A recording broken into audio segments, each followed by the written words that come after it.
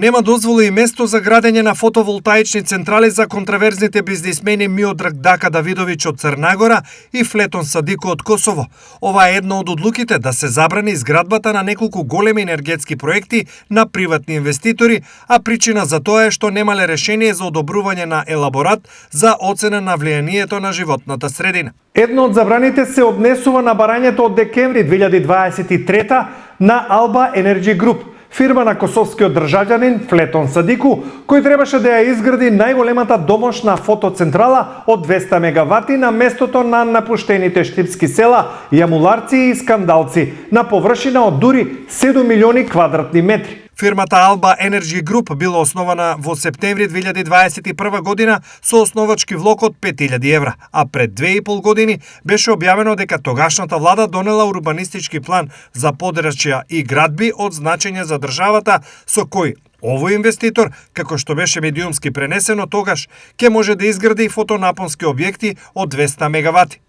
Катастарските податоци покажуваат дека Alba Energy Group заедно со контраверзниот црногорски бизнисмен Миодраг Дака Давидовиќ поседуваат по половина од двете села во Штип, но газда Дака е на американската црна листа и е човек за кој контрадикторен бизнисмен е воздржан опис за неговото бизнис досие од страна на ВМРО ДПМНЕ. Досега, кој знае колку пати газда Дака е споменуван во негативен контекст од сегашната власт и ВМРО ДПМНЕ. Но предупредувањата дека Дака е оган со кој не треба да се игра, се уште од времето кога на власт беше СДСМ со Заев.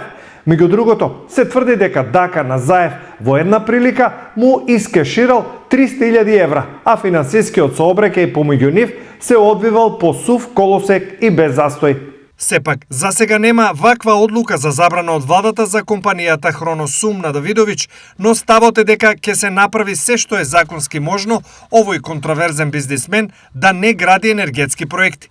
Дозвола не доби ниту барањето од април 2024 на Хек Солар МК ДОО Негрево Пекчево, бугарска фирма зад која не е јасно кој е вистинскиот собственик.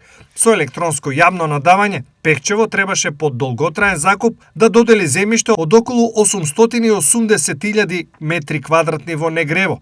Инвестицијата е најавувана со проценети 52 милиони евра за фотоцентрала од 75 мегавати.